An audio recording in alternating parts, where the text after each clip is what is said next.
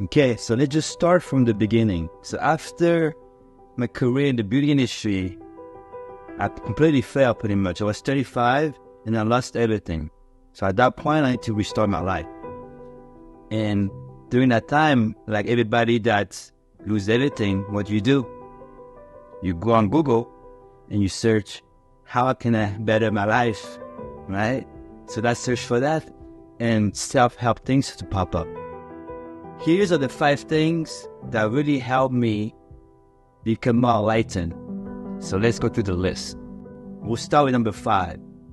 The number 1 thing that we recommend people to do is just to start reading books. So after my career in the beauty industry, I pretty much lost everything. At that time, I could have restarted in the same industry.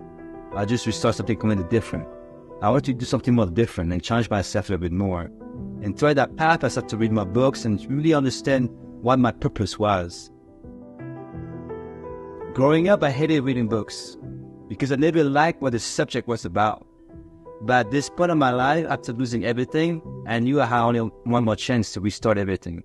So using the wisdom that people tell us in those books, they tell us read books, it's pretty much somebody's lifetime transferring to this book. They can read within 3 to 4 or 5 hours.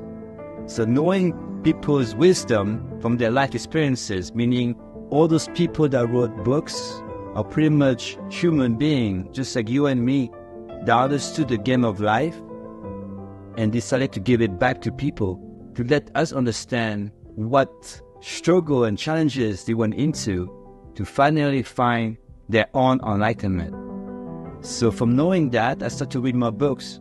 Listening to books made it easier for me to absorb the information. So I recommend people to read books. If books is too hard to do, go into Audibles, which is going to be audio recording of a book. And if it's too hard to, just start with podcasts first. That way it transfers you into learning to sit still and listen to somebody talk for a long time.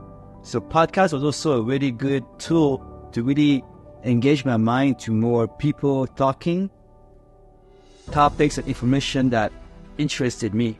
It was no more learning about math, trigonometry, or history, or whatever that I didn't care about. This time was about learning about how can I, a human being, be like the other person by doing what they tell me in this book. So each book became a cheat code for a game. Each book that I picked up taught me a new lesson, a new ability, something I had to work on, a new way of seeing life. From that aspect, I understood that the mind is malleable, meaning that you are not defined by the person you are at birth. Pretty much, the person you are today doesn't have to reflect your past.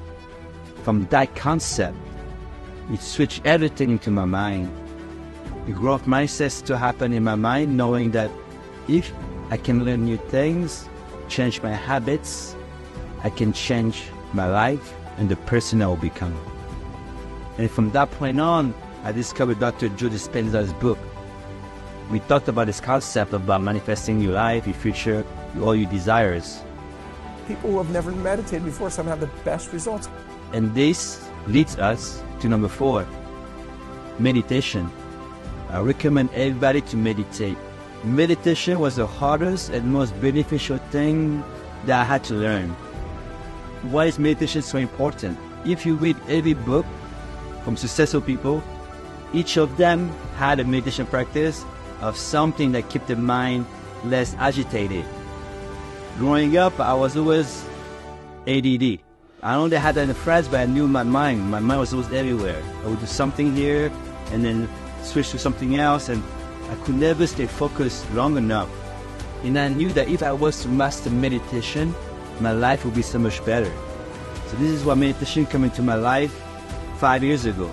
I made it into a habit and a practice that I can enjoy now.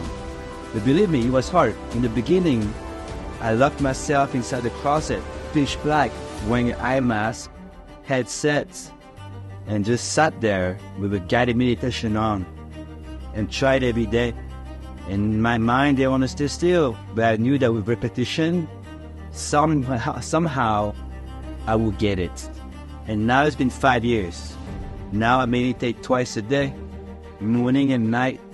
I do about a 45 to an hour meditation in the morning and at night. And that became a daily routine for me. I look forward for it. As I wake up in the morning, the meditation is there to delete the past, meaning deleting what happened yesterday, which is gone. I don't want to know about it anymore. Now let me meditate and prepare my mind and my day for the future. So the morning meditation is so important that it primes your day. From there, at the end of the day, when you go home, you do your things. Before bed, I will set up and meditate one last time. That way I can analyze my day and really see what I've done. If I've done something good or bad, no judgment, but really see if the action I took led me towards what my goals are a little faster. If not, I don't judge it, and I do that every day. The more you do it, the more you self-reflect into yourself as a third person. You start to understand the universe, knowing that you are not your body. This way it took so much time for me to understand this concept. Life has become joyful. It's more like an adventure now. It's no more about the stress, the drama, the hurdles, the challenges. No, it's about, hey, how can I navigate through those things and find my way through it in a way that makes sense to me. Number 3 I recommend is finding a practice that can give you discipline. From martial art to dance to singing to whatever it is, they're going to give you the opportunity to test out this theory of if another human did it, you can do it too. Can be music, can be piano, can be kung fu, whatever you want to learn. Pick that thing and be disciplined and master it. Growing up, I had no discipline. My father, my mother were never home. So I was always on my own, and I was always thinking that was right, and I didn't have no discipline. So that's why I couldn't fail at life. But I knew that going into a martial arts temple, I could find a master that could instill some discipline into me. Because martial art, as you learn the form, you really have to be disciplined to repeat the action more than once, to understand the movement so that you know how to use your arms, your legs, your hips, whatever it is, into action when you need to. So it's implementing all those abilities that you learn step by step, little by little. You don't have to force it. Go slow first, then go fast after.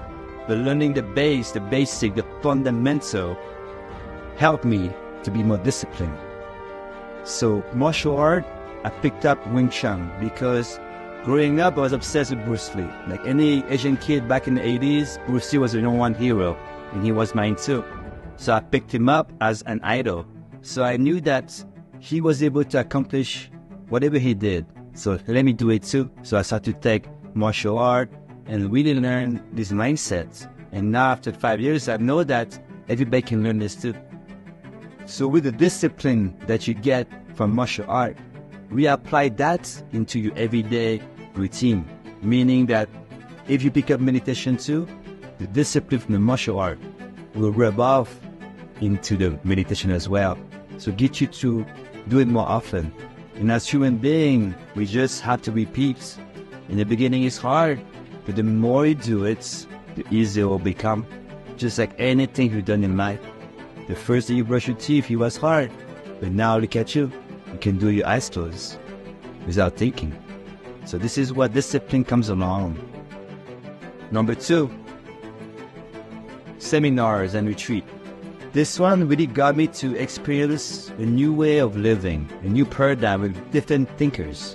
Because in the beginning I was stuck into the masses, in the matrix. I believed everything that was fed to me, to media, TV, news, whatever it was, I believed it. I didn't know about another word there, another thinking, another paradigm. So after I realized there was another paradigm, I decided to find different tribes that can think the same way, so I can learn more about those things that I was so foreign about. But I was like Alice in Wonderland. I want to know more. So I went down the rabbit hole. But going to those places, get you exposed to a new type of philosophy, new type of people, and knowing that your community is the number one thing that every human needs to be around. A lot of time you don't think, but you want to be alone in the forest, in the jungle. No, at the end of the day, every human being is a tribe. We need a tribe. We need to be part of a society, a group of people. So this is why I realized going to those events got me to discover new tools, new techniques like breathwork. I didn't know what it was until I went to an event from Mind Valley. And I realized this thing is powerful. When I go back, let me do more breathwork and learn about how the breath operates and how to breathe. And that led me to the next step. The number one thing is breathing, learning to breathe the right way. So learn how to breathe the right way is so important that sometimes we forget how to do it right. As a baby, when you look at a baby breathing peacefully, observe the belly. The belly of the baby will expand, and after that naturally goes back in. It's called abdominal breathing because the stomach is expanding as you breathe in and out. But now look at most Americans or most people in society with the stress hormone kicking so hard that you start to breathe shallow, more from the chest. You're more into a fight or flight action movement, momentum. So you breathe more shallow because you're ready to fight or whatever it is. It's the wrong way. You can never get relaxed. I knew I didn't have a good breath back then when I first started. I remember the first thing that my master said in the Tai Chi class was, now we're going to have to learn to breathe again. Breathing with your stomach. As you do this, put your tongue on top of your palate and close your mouth. From now on, only breathe from your nose. And be mindful that when you inhale, your belly expands. And you exhale, your belly goes in. So just keeping this movement and this mindset of breathing better daily as you do, you brush your teeth, do your dishes, whatever it is, try to be mindful of how you're breathing. Try to get more oxygen inside your belly. That way you get more, your lung gets filled up more with air, and then you're less stressed. Breath is life force. They call it life force, chi, energy, whatever it is. Without breath, you die. So learning to breathe better is the number one thing to really have a longer life and be less stressful. So remember that. Learn to breathe again. Learn from the stomach. Nose, no more mouth breathing. Abdominal breathing. The path to enlightenment takes time. It's just a process. It's a journey. You don't rush your way through those steps. To me, I was always trying to be like a video game, finding cheat code to get the next step, to learn to breathe better, to meditate faster. I went to seminar to get hypnotized, to learn to meditate faster. I thought it worked, but whatever it was, I just really tried to master those abilities, meditation, whatever it was, that I knew that if I was to master this, I can be successful, I can be happy, and I can find my nirvana. So this is why I recommend learning to meditate, but take time doing it, enjoy doing it, but make it a habit. Do not drop out of it, because meditation helps you recenter with who you are. You don't have to worry about the noise outside anymore. Every time you meditate, all that thing clears out. So meditation is a thing that you really have to master on your own. And remember, this is just a game against you. Nobody cares you meditated. It's just for you. It's knowing to use this tool that every human have to be able to reset when you need to. Tell me about you. I want to know more, because this is a channel where I want to grow as a human being, sharing what I've learned to this path after getting out of the matrix. Because a lot of people are still stuck in the matrix. Even though you understand the concept, you cannot get out of it. It's hard to escape unless you go deep and really find your own escape route. So now I want to share the way and the path I've taken, and why my evolution now into sharing my videos with you guys, fighting this introvertness that I never liked to be on video. This is why I'm doing this today, because I need to get uncomfortable. And this is the most uncomfortable thing that I can do to myself, is talk on my camera.